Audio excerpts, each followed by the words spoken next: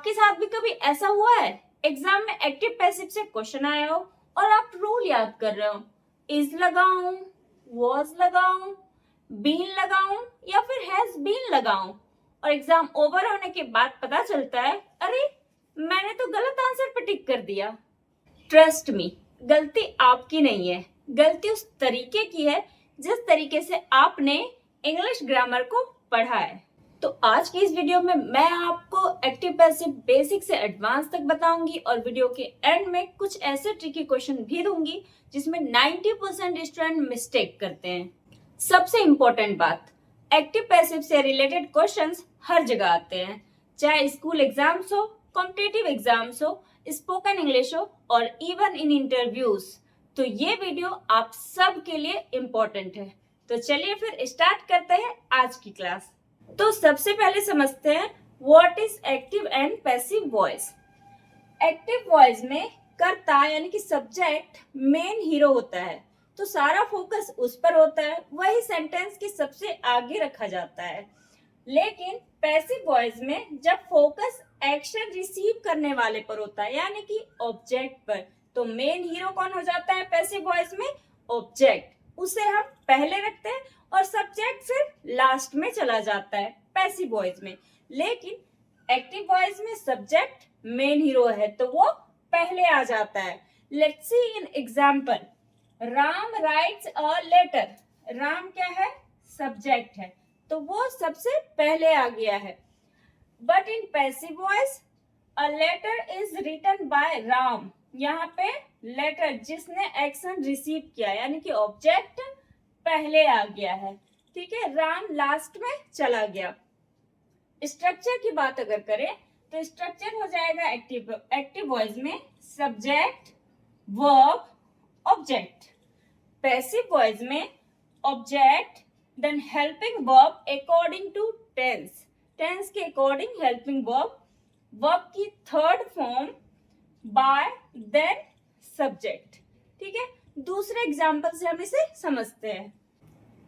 I have done my homework. My homework has been done by me.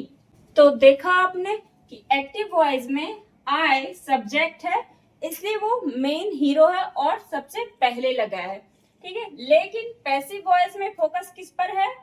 My homework, जो कि एक object है। Object क्योंकि इसने एक्शन को रिसीव किया है, क्योंकि इसे लिखा गया है, इसे किया गया है, ठीक है। तो ये अब पैसिव वॉइस में ऑब्जेक्ट जो है वो मेन हीरो बन जाता है और उसे हम फ्रंट पे ला देते हैं, सामने वो आ जाता है। तो एक्टिव वॉइस में हो गया आपका sentence I have done my homework, और पैसिव में वही हो गया my homework has been done by me. अब जल्दी से आप इसका स्क्रीनशॉट ले लीजिए जिससे कि आपको इसे याद रखने में आसानी हो।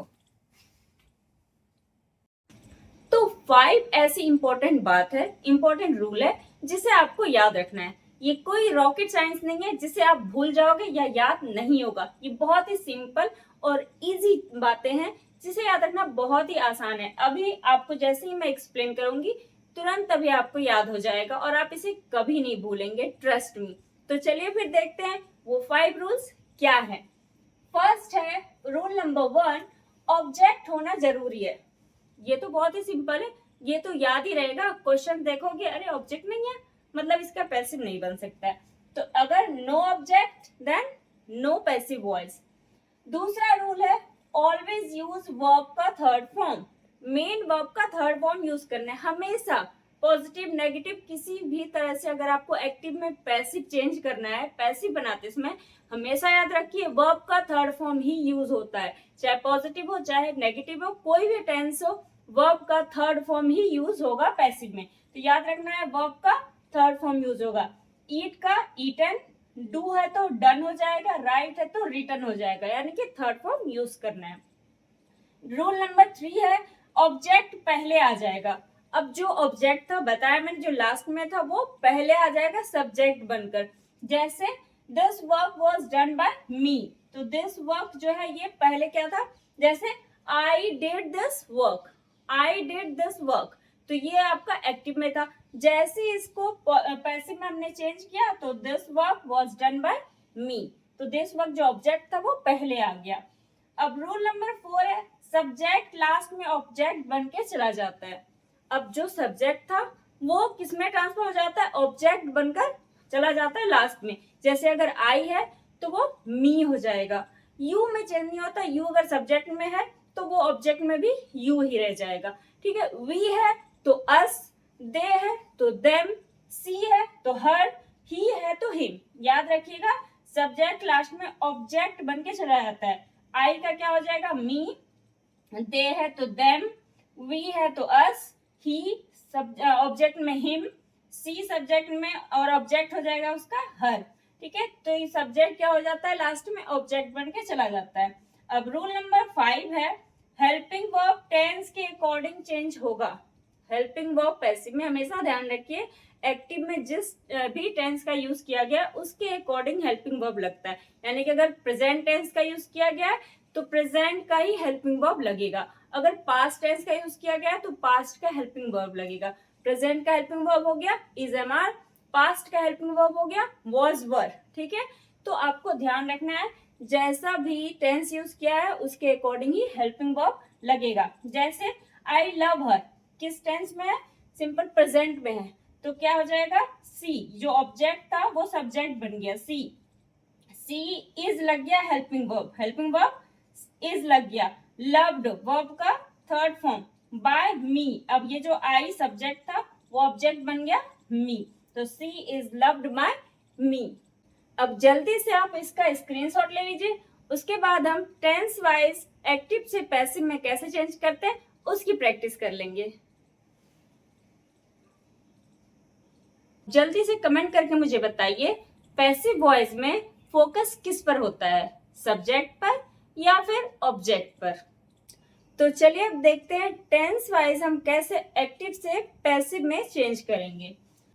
इसे समझने से पहले आई होप आप सब ने मेरा सारा टेंस से रिलेटेड वीडियोस देखा है और अच्छे से टेंस समझ लिया है, सीख लिया है। तो चलिए फिर स्टार्ट करते हैं टेंस वाइज एक्टिव से पैसिव में कैसे चेंज करें।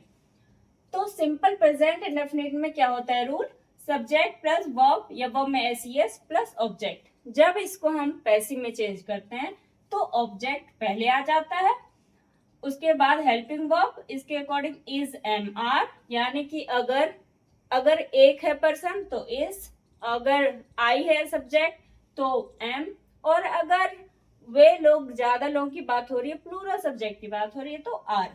वर्ब की थर्ड फॉर्म क्या करना है पैसिव में, याद रखना है वर्ब की थर्ड फॉर्म यूज करना है। फिर बाय, देन सब्जेक्ट ऑब्जेक्ट में चेंज करके, आई है तो उसे मी करके, वी है तो अस करके लगाना है यहाँ पर लास्ट में। For example she teaches English, active में है क्या, सी टीचेस इंग्लिश। अब पैसिव में कैसे चेंज हो जाएगा, इंग्लिश जो ऑब्जेक्ट था वो पहले आ गया और इंग्लिश के according helping verb is, verb का थर्ड फॉर्म, टीच का third form taught, by her, she subject था वो हर हो गया, ठीक है। दूसरा people speak English worldwide, ये एक्टिव में। अब यहाँ पे पैसिव में जब आप चेंज करेंगे तो इंग्लिश ऑब्जेक्ट यहाँ आ गया, इसके according helping verb is, speak का third form spoken world wide. यहाँ पर मैंने बाय पीपल नहीं लिखा क्योंकि ये अंडरस्टूड है, ठीक है। अब इंग्लिश इंसान ही बोलेंगे, लोग ही बोलेंगे, people speak English world wide, world wide जो है लोग इंग्लिश बोलते हैं। अब इसको पैसिव में इंग्लिश स्पोकन वर्ल्ड वाइड, यानी कि वर्ल्ड वाइड में इंग्लिश बोला जाता है। अब प्रेजेंट कंटिन्यूअस में अगर चेंज करना हो तो एक्टिव में क्या हो जाता है, subject plus is, am, are plus verb में आईएनजी ऑब्जेक्ट। टेंस आप सबने पढ़ा है तो यही रूल होता है ना प्रेजेंट कंटिन्यूअस का। अब उसको जब हम पैसिव में चेंज करते हैं तो ऑब्जेक्ट पहले, फिर according to object helping verb is, am, are, फिर यहाँ पे बीइंग लग जाता है क्योंकि वर्ब का थर्ड फॉर्म यूज करना है। और उसको कैसे हम कंटिन्यूअस में करेंगे तो बीइंग लगा के, बीइंग, BEING, बीइंग लगाएंगे वर्ब का third form, by subject as a object, ठीक है, ऑब्जेक्ट में चेंज करके वहां पे सब्जेक्ट लिखेंगे। देखिए अब कैसे example, he is telling the truth, वह सच बोल रहा है।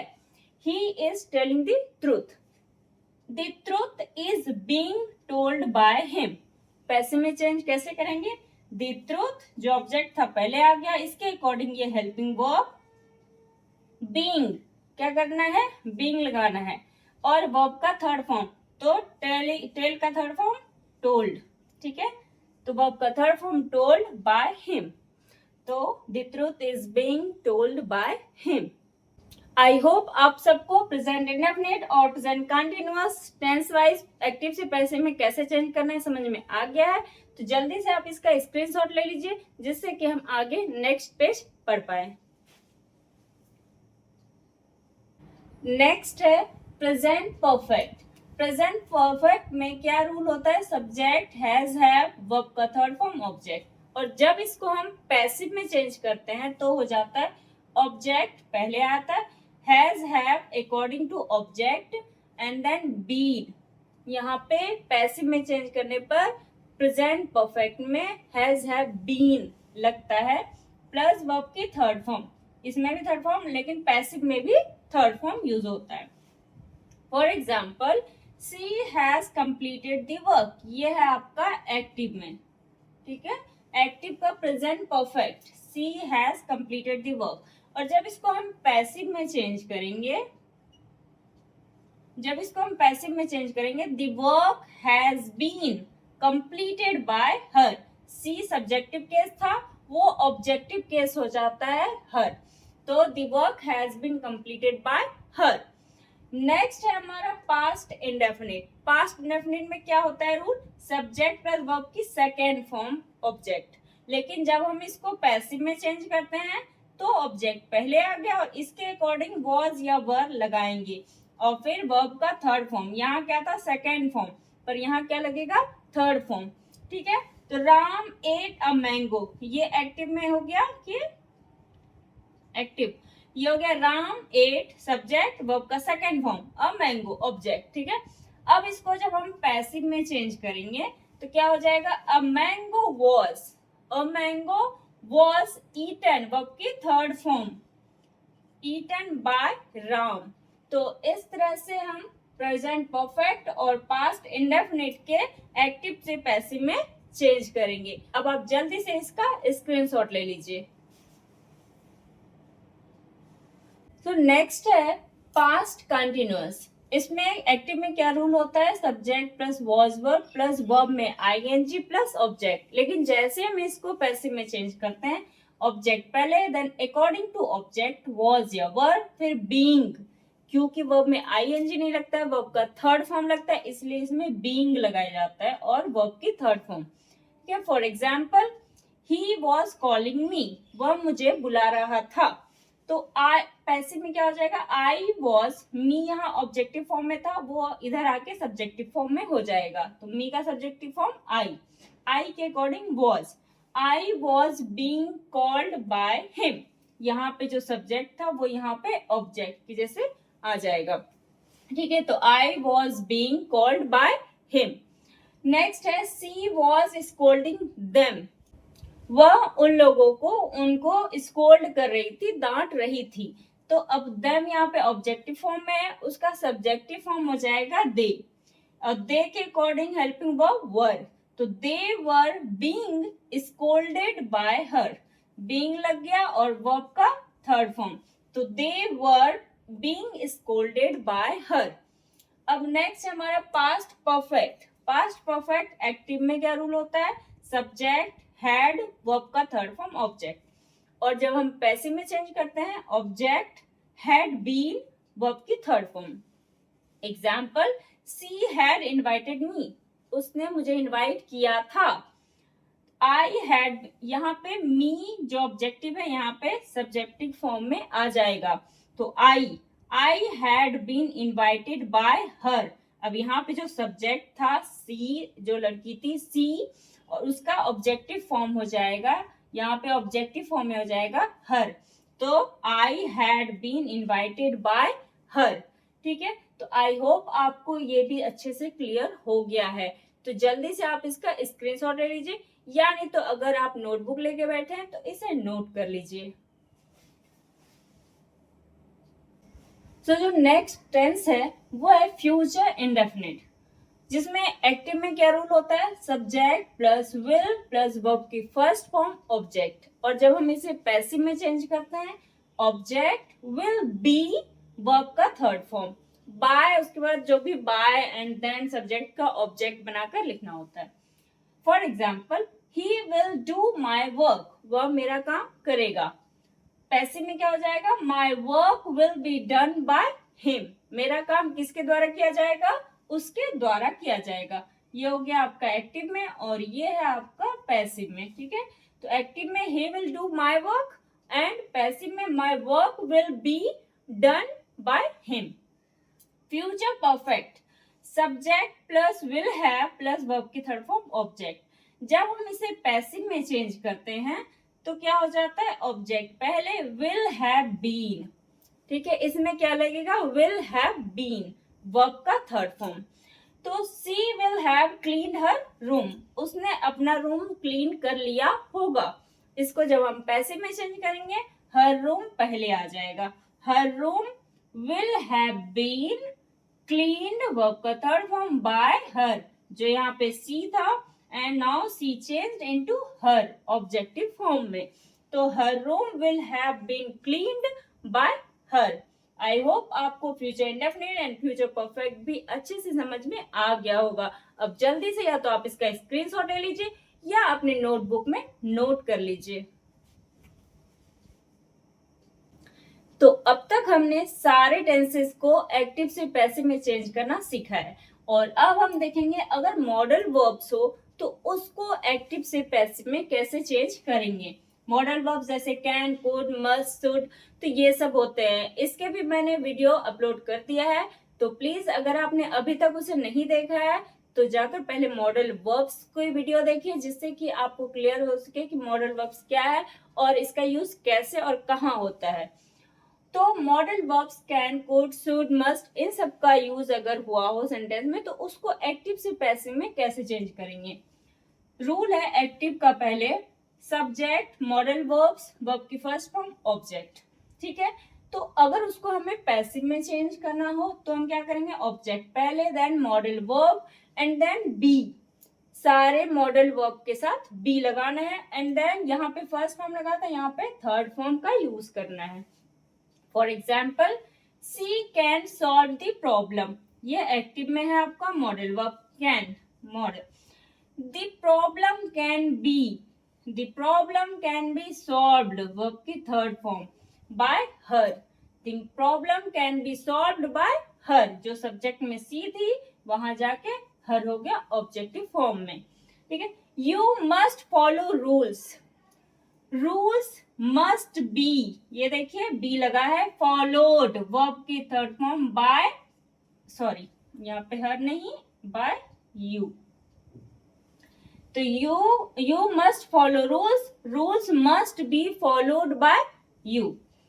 They should complete the lesson, the lesson should be, देखिए बी लगा है यहाँ पर भी, the lesson should be completed by them, यहाँ पे दे था ऑब्जेक्टिव फॉर्म देम हो गया। ठीक है, तो the lesson should be completed by them.